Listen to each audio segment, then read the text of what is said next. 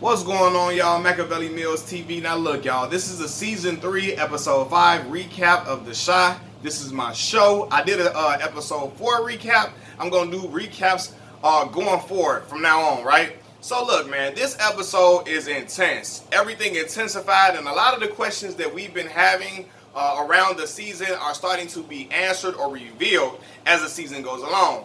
This episode, though, they gave us the magic question. Where the hell is Keisha, and is she okay? We come to find out in this episode that Keisha is okay. She's alive and well. I mean, she's not well, but she's alive, which is something that we can get a big, relief on. The dude don't seem like he gonna kill her, right? But from what the look on her face, she is absolutely horrified. She's terrified. We first see her in a bathtub, the opening scene. He's washing her up in a tub and talking about he gonna get her clean because when he found her, she was looking like nothing but a slut and all this, and he gonna make her clean again and everything. And it's looking like, what the hell? She's being held in this creepy ass basement, and I'm looking like, man, I hope somebody can get her up out of there because I don't know, it ain't looking good. She in there, and the dude got cameras following her every move. Every time she walks around, the camera moves with her. I'm like, this dude really been planning this out strategically for a while. This must be something that he does. And in the background, I'm paying attention in the background, and I see these track uniforms hanging up on a rack, like a coat hanger. And I'm looking like, damn, is this all these track uniforms that he got? Is this the track coach that I said possibly may have taken her in the last episode? In the last recap that I did, I said it possibly could be the track coach that got Keisha, and he's trying to maybe get back at her for when, y'all remember, Emmitt had Reg and Big Mike jump him after he found out that this old ass man was creeping around with this little bitty girl, and he was dating this baby in high school that he's supposed to be coaching up on track. Come to find out, dude was dating multiple girls on his track team, so he was a serial pervert. You know what I'm saying? Statutory rapist type. That's what he did. And so I'm like, man, maybe the track coach found out that him being jumped was somehow connected to Keisha. He didn't know it was through Emmitt, but he probably pieced it together and said, you know what, I'm going to get revenge on her. So I don't know, maybe that's what's going on. Keisha in this lower basement is pads all on the door. She can't get out if she wants to. She can holler and scream. Ain't nobody going to hear her. It's looking bad for her. And I'm looking like, damn, and I hope somehow, some way that Ronnie finds her, right? So then we go and find out, we talk about Kevin, right? Kevin is Keisha's brother. At this stage, Kevin's relationship with Gemma is starting to evolve. That's the little girl, little Angela Davis, Asada Shakur that he dating. She got the little afro. And he's really starting to like her. But one thing that I don't like is Gemma seems to be way too controlling of Kevin. Like I told y'all in the last episode, the last recap, that he can't really be himself. She controls how he talks. I mean, like, always trying to control how he speaks. And it's like, bro, he's not a Harvard scholar. He's a kid from the south side of Chicago. He gonna have slang in his voice, and he gonna use certain words. I'm like, why is she trying to police that? I ain't really like that, although she seems to want better for Kevin and motivate him to be better and above standard when it comes to academics, I kind of feel like she got too much of a controlling aspect, and he operates solely to please her. And that's not good. Like, he can't operate solely to please her. Last episode, he cutting his phone off when his mama calling. I'm like, that's not no good sign, Kevin. That ain't cool. But once again, he's still a kid. And his relationship with Gemma is starting to drive a wedge between his friendship with Jake. Because Jake really don't like her, and he feels some type of way about her. And y'all know, look, there's things that happen with kids. But one thing we know is your boy's supposed to date, support, your brother got somebody that he's liking and interested in, you're supposed to support that. But he looked like, man, this girl too bougie for you, he don't like her. So they going back and forth with it, and Kevin looked like he ready to fight Jake at any time when he's saying something, right? But one thing that I did know, I ain't like, y'all remember, okay, this episode when the blackout occurred, because the blackout happened only on the south side of Chicago, which is really, really ironic. It just plays into the whole, a lot of the crime being filtered in the south side into the hoods all the time. Because downtown and the north side was perfectly fine with lights. It was perfectly lit up. But the south side lost all the lights. It was blacked out on the south side, right? And when the blackout occurred, they were trying to discuss how they were going to go home. And Gemma, her privileged butt, she's super privileged. She don't know nothing about the south side and what's going on out in Inglewood. She trying to say, we can just go this way. They like, hell no, man. Y'all know who out there? It's gang dudes all up and through the territory. We can't go that way. And she like, no, we gonna go this way. I'm looking like, girl, you don't even know nothing about the hood. Your daddy rich. Be quiet, sit back, and let everybody else decide how they gonna get home. And Kev go right along with it. Kev from the hood, he know what's going on. He know what's outside. But he still goes and rolls with Gemma's decision because that's his girl and he love her. Bro, don't let this woman get you into no crazy mess where you getting possibly jumped on and shot at and all that. I'm from Chicago, born and raised. I done seen dudes having let a girl tell him, oh, we gonna be all right, we gonna be good. And then he go and try to see a girl in a crazy neighborhood or take a girl through a crazy neighborhood, and he ended up getting jumped or beat up and all type of crazy stuff because he listening to this woman or trying to please her, and she don't have no idea about what the hell is going on in the street. So I'm looking like, nah, man, Kev, you gotta stop. Okay, so now too, we see Jada's relationship with Tomas, right? Tomas is the young dude that she works with, the Hispanic guy that she works with at work. In this episode, we see her and him going to meet his parents. I'm like, wait a minute now, this relationship done evolved too damn fast, because last time we seen them, they was just really starting to get to know each other. They was filling each other out. They was supposedly going on their first date. I'm like, damn, she meeting the parents already? This is very, very soon. It's real damn soon. So when he goes in, when she goes in, she meets the family. The mother asks, does she speak any Spanish? She says, only thing I know is hola and adios. That's really, I guess, only thing I can retain from when I was a kid in school. And then they start speaking in Spanish around her, which is that's rude when people speak in another language around you, because it's like you could be talking about me and I don't know what you're saying. It's kind of like an uncomfortable feeling. But Jada just smiles and she feels uneasy, but she lets it go along. And then they start talking about Tomas's wife, and Jada had no idea he was married. Now, he's not currently married, but his wife is deceased. His wife is deceased. And she didn't even know that. So Tomas said he didn't want to tell. He thought it was too soon to tell her or whatever. But I'm looking like, hold on. It's too soon to tell her about the wife, but then you taking her to go meet the family? I don't know, bro. That's kind of a little backwards. I don't know, right? Then we find out we go to Emmitt. Emmitt is still cooking out of Sonny's kitchen. And I'm looking like, bro, how long you think Emmitt gonna be stupid? I mean, Sonny is stupid for. He gonna be stupid for. Sonny ain't stupid. He know you dipping into his batch of stash of chicken. You cooking this chicken to go make your own money from your side hustle with Lala. And you know, y'all got this flirtatious little relationship going on. I'm looking like Lala gonna let Emmitt hit that. She gonna let him get it or something. I don't know. Emmitt is a smooth player. He got away with words and charm. He might sneak up on it. I don't know. But anyway, you know, Emmitt is cooking out of Sonny's kitchen. They're trying to get the business going on. But it's just like, it's planted too close to home. And Sonny, eventually, she tried to give Emmitt a way out or a way to confess to it. When he said, man, somebody told me they heard you was up here like 2 in the morning. Sneaking out of here 2 in the morning. He like, oh, yeah, something. I forgot what excuse he made up. But he didn't fess up to it. And then they go and try to host this whole little thing. And during the blackout, they hosting this event, cooking food and cooking chicken. Sonny pop up like, what the hell is going on, bro? You got to explain this. Emmitt can't explain it. Sonny goes off, man, like, get the hell out of my establishment. I thought you was a man. I looked at you like a son, but you ain't nothing.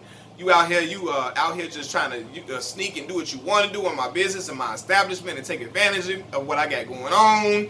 And he going off on Emmitt. And Emmitt look like he about to cry because Sonny is like a father to him. But at the same time, he didn't give him that respect of like, look, you cooking out of my kitchen, let me know what's going on. Ask me first. Don't be dipping in my stash of food that we got to have at the restaurant to apply to your business. Don't be dipping in my stash for your business if you ain't even giving Sonny a cut of this money. Like, that ain't even cool. Like, nah, bro. Sonny ain't having it. And I wouldn't be having it either. You know what I mean? Emmitt got to be respectful of that. Right? Also, we see at the beginning of the episode, Ronnie. Get into Ronnie. Ronnie gets baptized at the beginning of the episode, which is a good moment for Ronnie, man. This is Ronnie's redemption season. He's on his road to redemption to redeem himself for killing Coogie Johnson, Brandon's brother. Right? And, you know, he's finding a way with the Lord, with Jesus, something that his grandmother, Miss Ethel, would love, you know, and Miss Ethel is in a retirement home now, and, she's in an elderly home, and he's trying to make things right within his life as he goes forward. His grandmother is, she's starting to develop signs of dementia. She was starting to develop it in the beginning of the season. Now, in this season, we see that her dementia is taking a turn for the worse. During the blackout, Ronnie goes to the elderly home and tries to go see about, you know, check on his grandmother. When he gets there, she's nowhere to be found. The nurse don't know where she is. It's all ran all sloppy. But I can tell y'all, I've heard of this type of neglect going on in the elderly homes a lot. This type of neglect. They don't know where she is, don't know what happened. Ain't nobody got no answers for nothing at the elderly homes. So it's playing right into how a lot of people say those retirement homes and those elderly homes go, right? So he like, man, I gotta find my grandmother. Ronnie's homeboy finds Miss Ethel knocking on the door of their old house that they lost. The house is no longer in their possession. It's gone.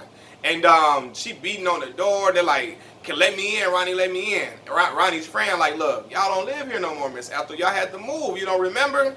And she like, "No, Ronnie got to let me in so I can watch my judges. So she can watch her Judge Judy and all that type of stuff she be watching." So Ronnie goes and he finds her. He's like, "Grandma, man, you know," she's like, "Oh, I know you Ronnie. You just came home from the war."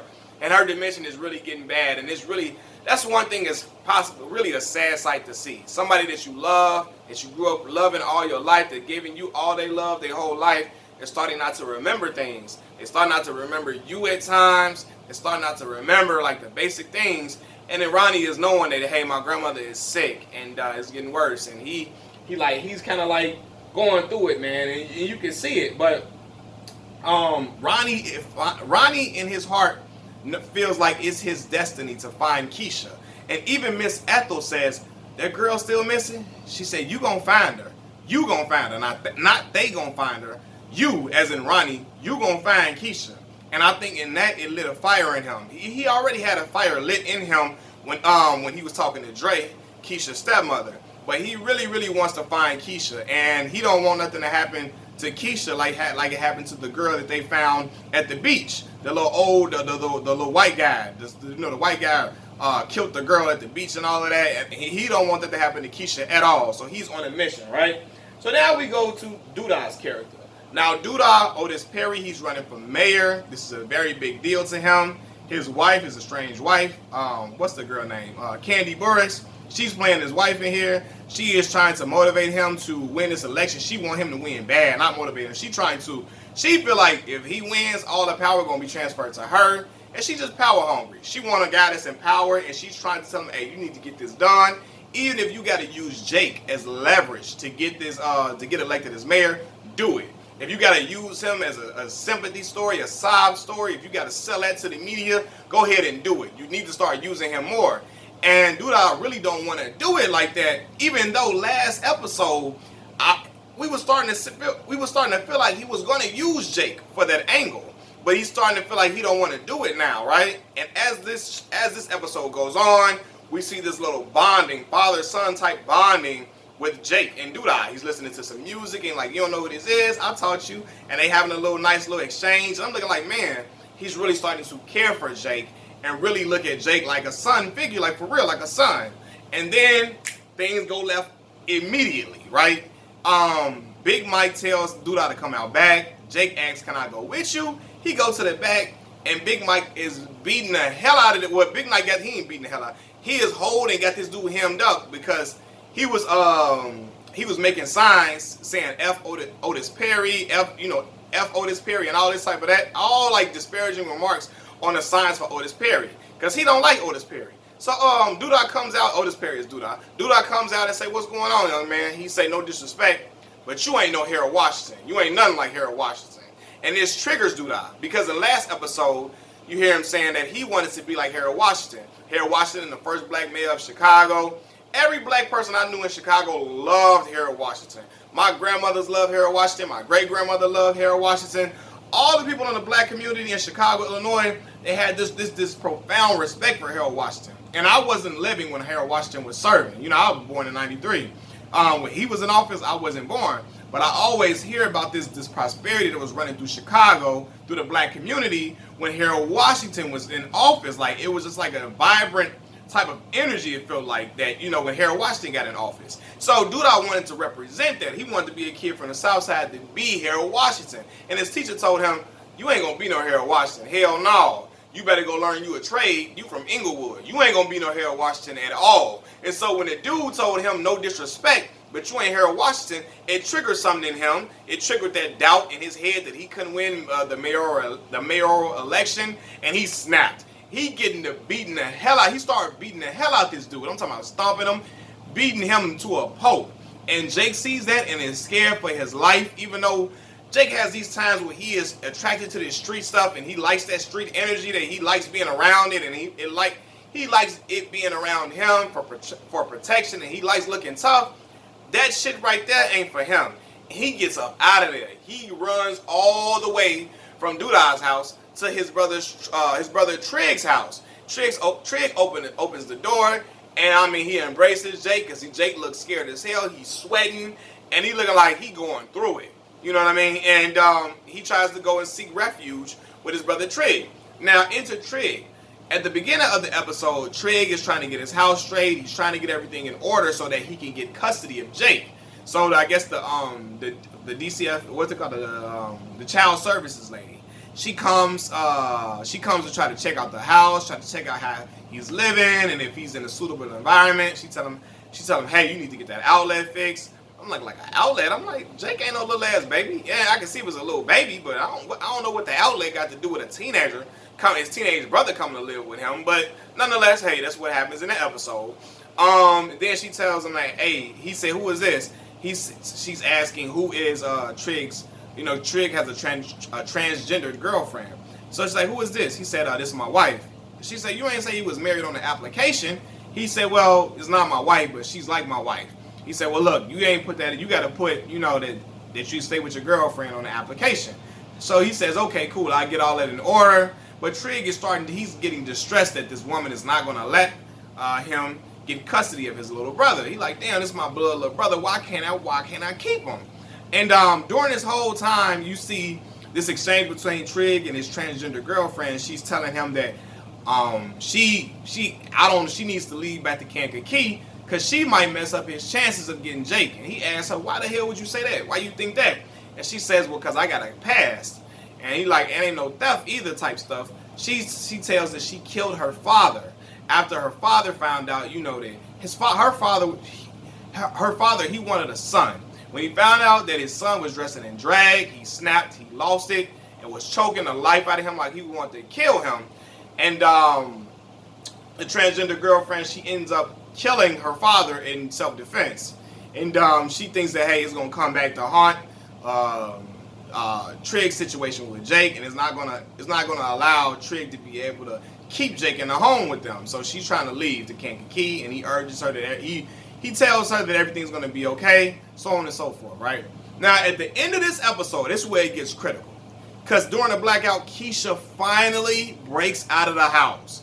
Finally breaks out of the house with a chair or something. She knocks the locks loose. She breaks out of the house, and I promise y'all, me and my lady in here, we like, yeah, we in there screaming like, yes, fine, get up out of there, get up out of there. We just like excited that she gets out. When she breaks out, she falls into the grass. She's like, but this is the thing.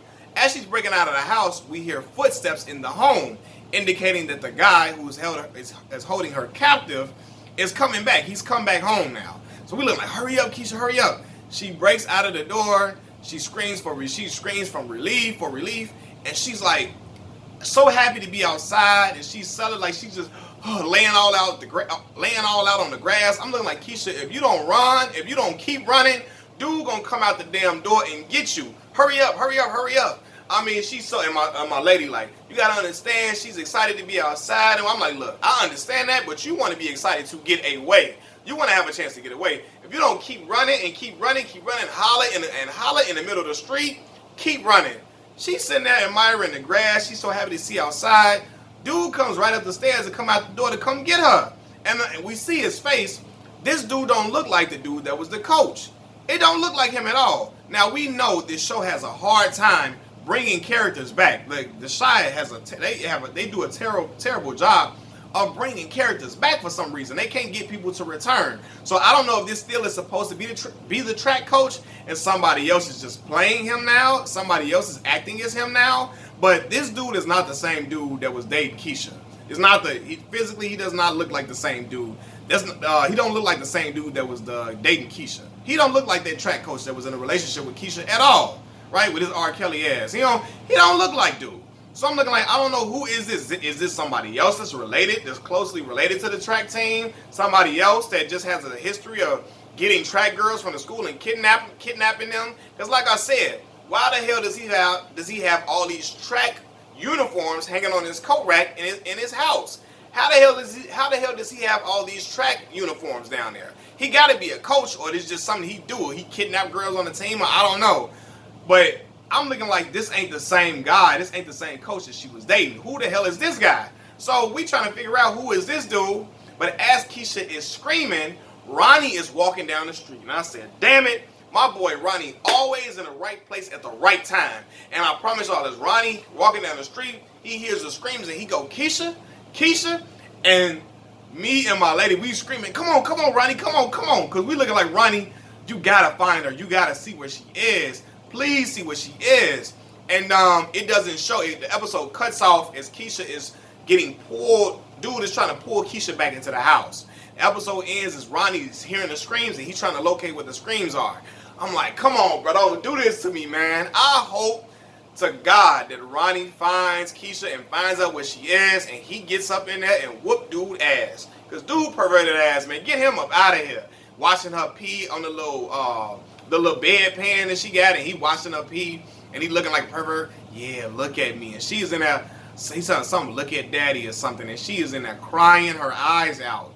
And I'm like, it's like a nerve with me. For real. I know it's a lot of creepy ass dudes out here like that kidnapping girls and stuff. And as I mentioned in my previous recap, I just remember, when the episode where that girl went missing and Keisha is missing, I think about that young girl, Kiera Coles, that was killed in Chicago. And they never found her and she was pregnant. And it just strikes a chord with me. Very bad. And I got a daughter. I got sisters. Hell no. Like, I'm a super protector of them. So it's like an emotional thing for me. Anybody that watching this show that has a heart will feel emotional watching this episode. But for me, it's like, man, I'm like, come on, Ronnie, you gotta find her. You gotta find her. Even when they found that other girl on the beach in the previous episode, that hurt me to a core. Like, damn, like, it's because stuff like this really happens, man. And Lena Waithe is doing a good job at depicting these things on screen. You know what I'm saying? And I was just thinking about this when Jake and them was like, look, we can't go down this street. I can't go over there because I'm from another neighborhood. They're gonna get at me. They looking like, we can't go down there. Them boys, they don't care who it is. Basically, because Papa like, look, we can't go out on that block. It just reminds me of living in the Chi, all my life growing up in Chicago. Growing up in Chicago is something else for a young man, a young black man living in the hood. Because if you ain't gang affiliated, you still got to know how to operate within the city and know how to navigate the city where you can avoid going to certain territories. Because in certain territories, you step on their turf and they don't know you, they own that with you. Like, talking about they really want static with you. You could be a good kid and they own that with you. You know what I'm saying? And because they don't know who the hell you is, and some of them just looking for trouble on bullshit just because. Then you got dudes that are gang affiliated. And they can't go in certain neighborhoods at all. If they go into a rival territory, they're good as dead. Like, and that's horrible. It's a horrible thing. But, it's just how certain, like, that gang activity plays out in the shot. You know what I mean? Like, I remember when I was working at this little summer job, and then we had some at-risk youth that was working with us, a youth that got in trouble that was on papers, and some of them was gang affiliated. And we was cleaning up certain neighborhoods and certain communities in Roseland. And the dudes was telling the supervisors of the job, like, look, I can't go over there in that neighborhood. I know y'all want us to clean up the community and make it look nice and clean up Roseland, but if I go down that hill, I'm into it with them dudes. If they see me over there, it's going to be some stuff going on. And I don't think y'all want them type of issues around y'all at all. And it was just the reality. They were from a rival neighborhood. They were gang affiliated. They couldn't be over there and all of that. And it was just like, that's how it was playing out. I'm looking like, I'm not, in my head, I'm thinking, I'm glad I don't gangbang. I'm so glad I avoided all of that. Because it ain't, man, you got to live your life on an island if you gangbanging. Like, you can't be in certain neighborhoods. This dude see you, that dude see you. You can't come over there, can't come over here, so on and so forth. But I'm tired, I'm done babbling. But this was a really great episode. I'm interested to see what will happen going forward. I'm interested to see if Ronnie going to find Keisha. If dude gonna do something to Keisha from trying to escape. I don't know if he's gonna try to heighten up the security measures in the place and all of that. Like, he's gonna try to rig it up to where she really can't get out and so on and so forth. But I want to know if they're gonna get her out of there next episode or what. I really want to see how this plays out. I want to see how if Emmitt will repair his relationship with Sonny and so on and so forth, man. But Yeah, man, great episode. Machiavelli Mills TV, thank y'all for joining me. Peace.